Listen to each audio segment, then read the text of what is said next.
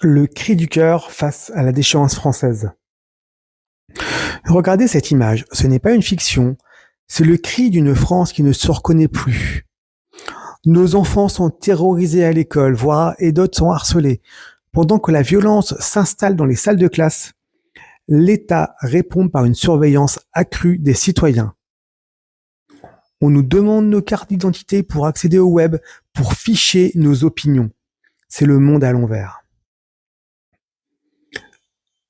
L'école ou le sanctuaire brisé. L'école était autrefois le lieu de l'apprentissage et de la sécurité. Aujourd'hui, pour beaucoup de parents et de grands-parents, c'est devenu tout simplement une source d'angoisse.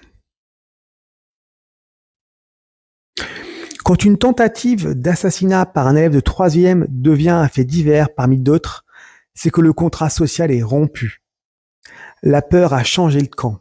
Elle n'est plus chez les délinquants, elle est chez nos enfants.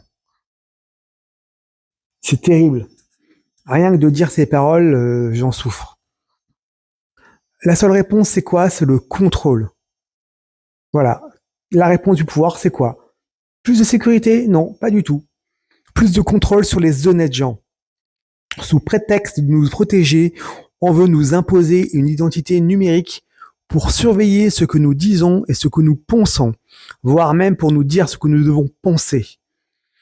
On traite les citoyens comme des suspects potentiels pendant que la barbarie réelle progresse en toute impunité. C'est le diagnostic d'un pays qui perd sa boussole. Le constat est totalement déplorable et totalement aberrant. Cette femme pose la question que nous avons tous au bord des lèvres. Qu'est-ce que la France est devenue? La lucidité, c'est également malheureusement d'admettre que le système préfère vous ficher plutôt que de vous protéger. Est-ce le prix à payer pour une paix qui n'existe plus? J'attends vos témoignages, souvent poignants, en commentaire. Et restez lucides. Partagez, abonnez-vous, on reste ensemble.